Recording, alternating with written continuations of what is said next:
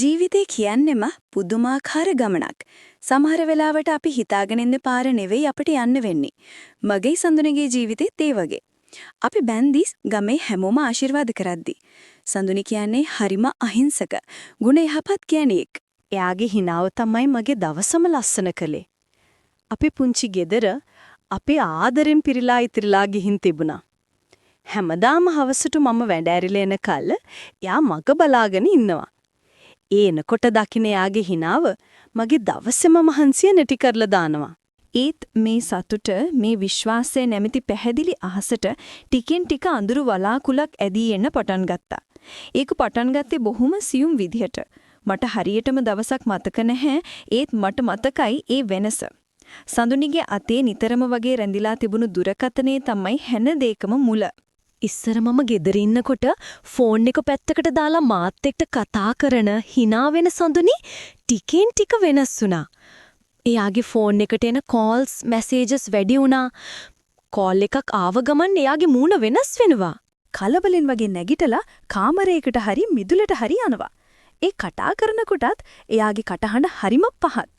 මම කවුද ඇහුවම නෑ අනේ යාළුවෙක් කියලා මාතෘකාව මගහරිනවා. මේ අතර තමයි අපේ කතාවට වික්‍රම මුදලාලි ඉක්ුතු වෙන්නේ. වික්‍රම කියන්නේ අපේ ගමේ හන්දියේ තියෙන කඩේ අයිතිකාරයා. වයස 40ක් විතර ඇති. hina වෙලා කතා කරන කාටත් උදව් කරන මිනිසෙක් විදිහටයි ගමේ හැමෝම යව දෙනගෙන හිටියේ. ඉස්සර අපි කඩේට ගිහින් බඩු ගෙනාවට පහුගිය මාස කීපේ ඉඳන් වික්‍රම මුදලාලිම බඩු වෑන් එකේ දාගෙන ගෙදරට ගෙනත් දෙන පුරුදු වුණා. මල්ලි මේ පැත්තට ආව ගමන් ගෙනාවා. කඩේට එන මහන්සිය ඉතිරිනේ කියලා එයා කියනකොට මටත් ඒක ලොකු උදව්වක් වුණා. ඒත් ඒ උදව්ව පිටිපස්සේ වෙන දෙයක් තියෙනවද කියලා මට හිතුනේ පස්සේ. වික්‍රම මුදලාලි බඩු ගේන දවසට වෙනදටත් වඩා වැඩිපුර වෙලා අපි ගෙඩොයි ඉන්නවා.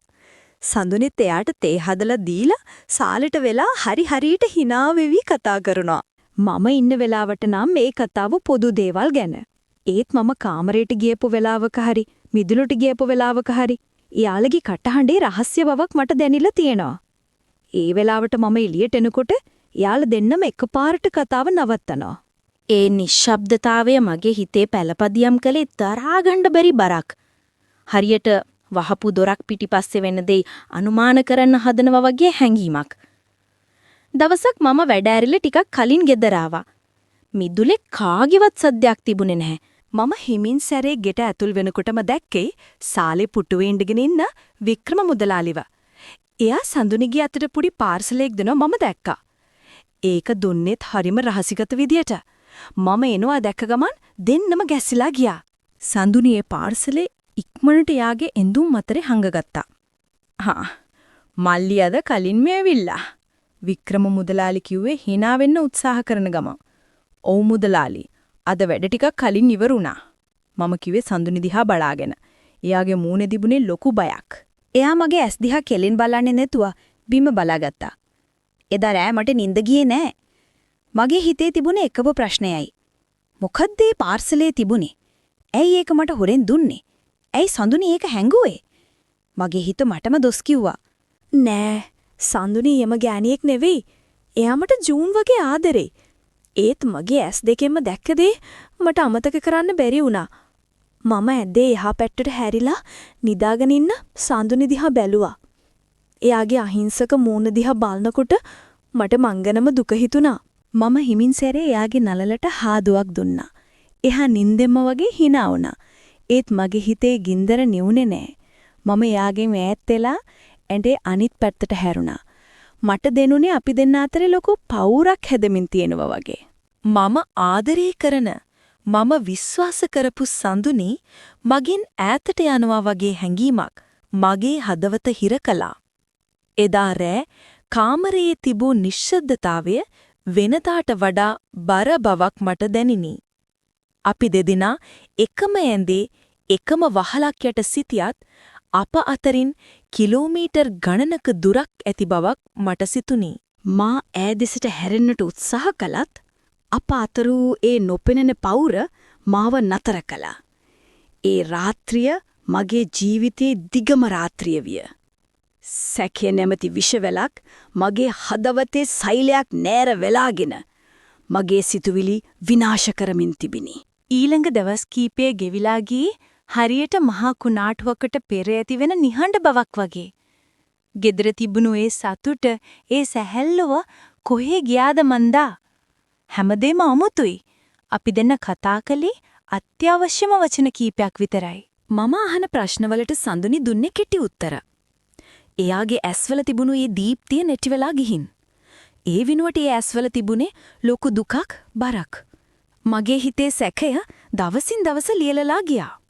මට තවත් ඉවසගෙන ඉන්න බැලිම තැන මම දවසක් කෙලින්ම සඳුනිගෙන් යවුවා. සඳුනි, මට ඇත්ත කියන්න. මේ රහස්‍යභාවයේ පිටිපස්සේ තියෙන කතාව මොකද්ද?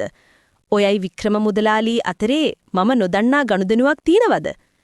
මම එහෙම ඇහුවා විතරයි සඳුනිගේ ඇස් දෙකෙන් කඳුළු කඩාගෙන වැටුණා. අනේ, ඔයා මොනවද මේ කියන්නේ? ඔයාට කොහොමද එහෙම දෙයක් හිතන්න පුරුවන් උනේ? මං ඔයාට කොච්චර ආදරේද කියලා ඔයා දන්නේ නැන්ද? එයා ඇඬුවා. එහෙනම් මොකටද මට හොරෙන් කෝල් ගන්නෙ? මැසේජ් කරන්නේ? අරදා මුදලාලි දුන්න පාර්සලේ මොකද්ද? ඇයි ඒක හැංගුවේ? මම එක දිගට ප්‍රශ්න කළා. එහෙම දෙයක් නෑ. ඔයා වැරදියට හිතාගෙන ඉන්නේ. එයා කිව්වේ එච්චරයි. එයා ඊට වඩා කිසිම දෙයක් කියන්න සූදානම්ුනේ නෑ. ඒ ප්‍රතික්ෂේප කිරීම මගේ සැකය තවත් වැඩි කළා විතරයි. අපි අතරේ ලොකු ආරවුලක් ඇති වුණා. එදායින් පස්සේ අපි දෙන්න අතරේ තිබුණු දුරස්තභාවය තවත් වැඩි වුණා. දවස් 2-3ක් ගියා. වික්‍රම මුදලාලි බඩු ගේන එක නවතිලා තිබුණා. ඒකත් මගේ හිතට ගෙන ආවේ අමුතු ප්‍රශ්නයක්.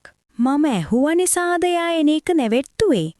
එහෙනම් එයාලා අතරේ ඇත්තටම මම නොදන්නා රහසක් තියෙනවා. මට මේ ප්‍රශ්නේ එක්ක පිස්සු හැදෙන්න වගේ. මම ජීවිතේට නොකරපු දෙයක් කරන්න තීරණය කළා. දවසක් සඳුනි නාන්න ගියපු වෙලාවක මම එයාගේ ෆෝන් එක අතට ගත්තා. මගේ අත් වෙවුලනවා. හදවත ගැහෙන වේගය මටම ඇහෙනවා. මම වැරද්දක් මේ කරන්න කියලා මගේ හිත මට කිව්වත් මගේ සැකය ඊට වඩා ප්‍රබල වුණා. මම එයාගේ මැසේජ් ඕපන් කළා. උඩින්ම තිබුණේ වික්‍රම මුදලාලිගෙන් ආපු මැසේජ් ටිකක්. මම හිත ගැහැමින් ඒ එකක් ඕපන් කළා. නංගි, අම්මට බෙහෙත් ටික දුන්නද? සලි මදි වුණොත් කියන්න. මම ඊළඟ මැසේජ් එක බැලුවා. ડોක්ටර් මොනාද කිව්වේ? ඒකට දවසක් දාගත්තද? තවත් මැසේජ් එකක තිබුණේ මෙහෙමයි. නංගි කලබල වෙන්න එපා. අපි කොහොම හරි සල්ලි හොයාගමු. මම පුළුවන් උදව්වක් කරන්නම්. මල්ලි මේව දැනගත්තොත් කලබල වෙයි. ඒ නිසා යාට මේ වෙලාවේ කියන්න එපා. මගේ ඔළුව කැරකෙනවා වගේ මට දැනුණා. මේ මොනවද? අම්මට අසනීපයක්ද? ඇයි සඳුනි මේ කිසිම දෙයක් මට නොකිව්වේ? වික්‍රම මුදලාලි කොහොමද මේකට සම්බන්ධ වෙන්නේ? මගේ හිතේ තිබුණ සැකය වෙනුවට දැන් මගේ හිතට ආවේ ලොකු ප්‍රශ්නාර්ථයක්. මගේ බිරිඳ මගෙන් පලා යන්නේ නැහැ. ඇය මගෙන් ලොකු රහසක් හංගනවා. හේත් ඒයි මං ෆෝන් එක තිබ්බ තැනින්ම තියලා කල්පනා කළා. පහුගිය දවස්වල සඳුනි නිතරම වගේ අම්මව බලලා එන්න ඕනේ කියලා ගමට ගිය හැටි මට මතක් වුණා. මම මේ හැම වෙලාවෙම හිතුවේ එයාගේ පියවර මැන්නේ වෙනත් දිශාමකට කියලා. මගේ හිත මට්ටමේ චෝදනා කරන්න ගත්තා. මම මේ මැසේජ් ටික ආයෙත් කියෙව්වා. මල්ලි මේවා දැනගත්තොත් කලබල වෙයි. වික්‍රම මුදලාලි එහෙම කියලා තිබුණේ ඇයි? මම කලබල වෙන නිසා සඳුනි මට කියන්න බය වුණාද? මෙයා තනියම මේ ලොකු බර උහුලගෙන ඉන්නවද? මගේ හදවත වේදනාවෙන් පිරී ගියා. මම මගේම බිරිඳව සැක කරපු හැටි ගැන මටම ලැජ්ජ රිතුණා. ඒත් සම්පූර්ණ ඇත්ත දැනගන්න කල මගේ හිතට සැනසීමක් තිබුණේ නැහැ. මට තවත් බලාගෙන ඉන්න බැරි වුණා. පසුදා උදේම මම සඳුනිට කිව්වේ මට ඔෆිස් එකේ හදිසි ගමනක් යන්න තියෙනවා කියලා. ඒත් මම ගියේ ඔෆිස් එකට නෙවෙයි සඳුනිගේ ගමට. බස් එකේ ජනේලෙන් පිට ලෝකේ දිහා බලාගෙන යද්දි මගේ හිතේ තිබුණේ දහසක් දේවල්. මම ප්‍රාර්ථනා කළේ මම හිතන දේ වැරදි වෙන්න කියලා නෙවෙයි මම සඳුනි ගැන හිතපු විදිය වැරදි වෙන්න කියලා. පැය දෙකක විතර ගමනකින් පස්සේ මම සඳුනිගේ ගමේ බස් නැවතුමින් බැස්සා. එයාගේ ගෙදරට යන පාර දිගේ ඇවිදගෙන යද්දි මගේ හදවත ගැහෙන සද්දේ මටම ඇහුණා. ගේ ඉස්සරහට යනකොටම මම දැක්කේ මිදුලේ පුටුවක් උඩ වාඩි වෙලා ඉන්න සඳුනිගේ නංගිව. එයාගේ මුහුණෙත් තිබුණේ ලොකු දුකක්. මාව දැක්ක ගමන් එයා පුදුම වෙලා නැගිට්ටා. අනේ අයියේ, ඔයා මොකද නංගි වෙලා තියෙන්නේ? අම්මට අසනීපයක්ද? ඇයි සඳුනි මට මොකුත් කිව්වේ නැත්තේ? මම එක හුස්මට ඇහුවා. සඳුනිගේ නංගිගේ ඇස්වලට කඳුළු පිරුණා. අනේ අයියේ අක්කා ඔයාට කියන්න එපා කිව්වා. ඔයා කලබල වෙයි කියලා. කියන්න නංගි මොකක්ද ප්‍රශ්නේ? මම ඇහුවේ බැගෑපත් වෙමින්. අම්මගේ වකුගඩු දෙකම නරක් වෙලා අයියේ. ડોක්ටර්ස්ලා කිව්වා ඉක්මනටම එකක් කරන්න ඕන කියලා. ඒකට ලොකු ගාණක් යනවා. අපි ළඟ එච්චර සල්ලි නැහැ. මගේ ඔළුවට පොල්ලකින් ගැහුවා වගේ වුණා. මට වචන පිට වුණේ නැහැ. මං පුටුවක වාඩි වුණා. අක්කා ඔයාට මේ බර දෙන්න කැමති වුණේ නෑ අයියේ. එයා තනියම සල්ලි හොයන්න ගොඩක් මහන්සි වුණා. එයාගේ රත්තරන් බඩු ඔක්කොම උගස් තිබ්බා. ඒත් සල්ලි මදි වුණා. එතකොට වික්‍රම මුදලාලි මම ඇහුවේ හරිම හෙමින්. වික්‍රම මහත්තයා. එයා දෙවි කෙනෙක් වගේ අපිට උදව් කළා අයියේ. අක්කා දවසක් කඩේ ළඟ ඇඬි ඉන්නකොට තමයි වික්‍රම මහත්තයා විස්තරය අහලා තියෙන්නේ. එයාගේ නෝනත් නැති වෙලා තියෙන්නේ මේ ලෙඩෙන්මයි. ඒ නිසා එයාට මේ දුක හොඳට තේරුණා. එයා තමයි බෙහෙත් ගන්න සල්ලි දුන්නේ. ඉතුරු සල්ලිත් හොයලා දෙන්නම් කිව්වා. අරදා ඔයා ගෙදර එනකොට අතට දුන්නේත් අම්මගේ රිපෝට්ස් ටිකකුයි ડોක්ටර් කෙනෙක්ගේ නම්බර් එකකුයි. අක්කා ඔයාට හොරෙන් මේ දේවල් කළේ ඔයාගේ හිත රිද්දන්න නෙවෙයි අයියේ. ඔයාට තියෙන ආදරේට. ඒ වචන ටික මගේ හදවත පසාරු කරගෙන ගියා. මම ඇයගේ පාරිශුද්ධත්වයේ ගැන මොනතරම් පහත් විදිහටද සැකකලේ. එයා මගේ කරදර ගැන හිතලා තනියම මේ තරම් දුක කුහුලගෙන ඉද්දි මම මගේ හිතේ මවාගත්තු අඳුරු සිතුවම් ගැන මටම ඇතිවුනේ දරා ගන්න බැරි පිළිකුලක්. වික්‍රම මුදලාලි කියන ඒ උතුම් මිනිසයා ගැන මම මොනතරම් පහත් විදිහටද හිතුවේ. මම ගෙට ගිහින් නැන්දම්මව බැලුවා. ඇය ඇඳේ වැතිරිලා හුඟක් කිට්ටු වෙලා. මාව දැක්ක ගමන් ඒ මූණේ හිනාවක් ඇඳුනත් ඒකේ තිබුණේ ලොකු වේදනාවක්. මම එයාගේ අතක් අල්ලගත්තා. අම්මා බය වෙන්න එපා. මම ඉන්නවා. අපි කොහොම හරි අම්මව සනීප කරගමු. මම ආපහු එන්න හැරුණේ මගේ හිතේ ලොකු බරක් වගේම ලොකු අදිෂ්ඨානයක් එක්ක. මම මගේ සඳුනිට කරපු වරද්ද හදා ගන්න ඕන. එයා තනියම උහුලපු ඒ බර මමත් බෙදා ගන්න ඕන. මම ආපහු බස් එකට නැග්ගේ අලුත් මිනිස්සෙක් විදියට. මගේ හිතේ සඳුනි ගැන තිබුණේ ඉස්සරටත් වඩා 100,000 ගුණයක ආදරයක්, ගෞරවයක් සහ අනුකම්පාවක්. මගේ ඇස්වලට කඳුළු ආවා. ඒ මම කරපු මෝඩකම ගැන පසුතැවීමෙන් ආපු කඳුළු. මම ගෙදර එනකොට රෑ බෝ වෙලා. සඳුනි සාලේ පුටුවකට වෙලා මං එනකල් මග බලාගෙන ඉන්නවා. එයාගේ ඉදිමිලා. තවසම අඬලා කියලා මට තේරුණා. මාව දැක්ක ගමන් එයා නැගිට්ටා. එයා මොනවා හරි අහන්න කටාරිනකටම මං ගිහින් එයාව මගේ පපුවට තුරුළු කරගත්තා. මට සමා වෙන්න සඳනේ. මට සමා වෙන රත්තරන්. මම කිව්වේ එයාගේ කොණ්ඩේ අත ගාන ගමන්. මගේ කටහඬ බින්දිලා ගියා. සඳනේ ගැස්සිලා ගියා.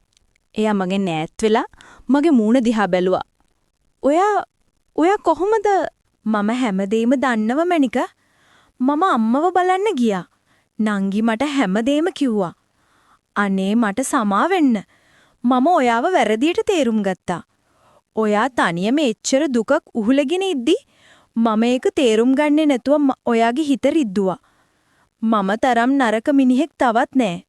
මම එහෙම කියනකොටම මෙච්චර වෙලා හිර කරගෙන හිටපු දුක සඳුනිගේ ඇස්වලින් කඳුළු ගඟක් වගේ ගලාගෙන ගියා. එයා මගේ පපුවට ඔළුවේ කියාගෙන මහ හයියෙන් එඩුවා. මම එයාව තවත් අදින් තුරුළු කරගත්තා. ඒ කඳුළු වලින් අපි දෙන්න අතරේ හැදිලා තිබුණු ඒ සැකේ පවුර දිය වෙලා යනවා වගේ මට දැනුණා. මම බය වුණා. ඔයාට බරක් වෙයි කියලා මම බය වුණා. ඔයා මහන්සි වෙලා හම්බ කරන සල්ලි මේවට වියඩම් වෙනකොට මට බය හිතුණා. එයා කිව්වේ ඉකි ගහන දරමන්. පිස්සු කෙල්ල. ඔයාගේ අම්මා කියන්නේ මගේත් අම්මා. ඔයාගේ ප්‍රශ්න මගේත් ප්‍රශ්න. අපි දෙන්න එකට ජීවත් වෙන්න පටන් ගත්තේ හොඳ දේ විතරක් බෙදා ගන්න නෙවෙයි දුකත් එකට බෙදා ගන්න. ආයි කවදාවත් මගෙන් මොකුත් හංගන්න එපා සඳුනි. මොන ප්‍රශ්නය ආවත් අපි දෙන්න එකට මූණ දෙමු. මම එයාගේ ඔළුව අතගාලා කිව්වා. එදා රෑ අපි ගොඩක් වෙලා කතා කළා. එයා මට හැමදේම විස්තර කළා. වික්‍රම මුදලාලි එයාලට උදව් කරපු විදිහ, එයා තනියම විඳපු දුක හැමදේම. මම අහගෙන හිටියේ ලොක්කෝ පසුතැවීමකින්. පහුවෙනිදා උදේම මමයි සඳුනියයි වික්‍රම මුදලාලිව හම්බ වෙන්න ගියා. මං එයාගෙන් බැඳලා සමාව ඉල්ලුවා. මට සමාවෙන්න මුදලාලි. මං ඔයා වගේ හොඳ මිනිස්සෙක් ගැන වැරදියට හිතුවා. වික්‍රම මුදලාලි hina වෙලා මගේ කරට අතක් තිබ්බා. කමක් නෑ මල්ලි. ඊම වෙනවා. වැදගත්ම දේ ඇත්ත තේරුම් ගන්න එක. අපි දැන් බලමු නංගිගේ අම්මගේ වැඩේට මොකද කරන්න කියලා. එදා ඉඳන් අපි 3 දෙනාම එකතු වෙලා නැන්දම්මගේ එකට සල්ලි හොයන්න පටන් ගත්තා. මගේ ඉතුරු කරගෙන හිටපු සල්ලි ටික සඳුනිගේ උගස් තිබ්බ බඩු ආපහු බේරගෙන මගේ යාළුවන්ගිනුත් උදව් ඉල්ලගෙන අපි සෑහෙන මුදලක් හොයාගත්තා. වික්‍රම මුදලාලිත් ලොකු මුදලක් දීලා උදව් කළා. මාසයක් ඇතුළත අපි එයට අවශ්‍ය සම්පූර්ණ මුදල හොයාගත්තා. ඔපරේෂන් එක සාර්ථක වුණා. නැන්දම්ම ටිකෙන් ටික සුලිය ලැබුවා. ඒ සතුට අපේ ජීවිතවලට අලුත් එළියක් ගෙනාවා. අද ඒ සිදුවීම වෙලා අවුරුදු ගාණක් ගෙවිලා. අපේ ජීවිත දැන් හරිම සතුටින් ගෙවෙනවා. අපි අතරේ දැන් කිසිම රහසක් නැහැ. විශ්වාසය කියන දේ අපේ සම්බන්ධයේ අත්තිවාරම වෙලා. වික්‍රම මුදලාලි අද අපේ පවුලෙම කෙනෙක් වගේ. අපේ හොඳම හිතවතෙක්. මම අදටත් සමහර වෙලාවට කල්පනා කරනවා මාත්‍රකාවේ තිබූ ඒ ප්‍රශ්නය. කඩේ මුදලාලි මගේ බිරිඳට කරපු දේ ඇත්තට මොකද්ද? එයා මගේ බිරිඳට කරේ ලොකු උදව්වක්. ඒත් ඒ සිදුවීම් හරහා එයා වක්‍රාකාරව මට ලොකු පාඩමක් ඉගෙනුවා. ආදරේදී විශ්වාසය කොච්චර වටිනවද කියන එක, ප්‍රශ්නෙනකොට දෙන්න එකට මූණ දෙන එකේ වැදගත්කම, බාහිරින් පේන දේ නිතරම ඇත්ත නොවෙන්න පුළුවන් කියන එක, ඒ හැමදේම මම ඉගෙන ගත්තා. ඒ සිදුවීම අපේ බැඳීම දුර්වල කළේ නෑ. ඒක අපේ බැඳීම පෙරටත් වඩා 100,000 ගුණයකින් ශක්තිමත් කළා. ඒ නිසා කඩේ මුදලාලි මගේ බිරිඳක කරපු ඒ උතුම් උපකාරය ගැන මම අද සතුටු වෙනවා. ඒක අපේ ආදර කතාවේ අමතක නොවන පරිච්ඡේදයක්.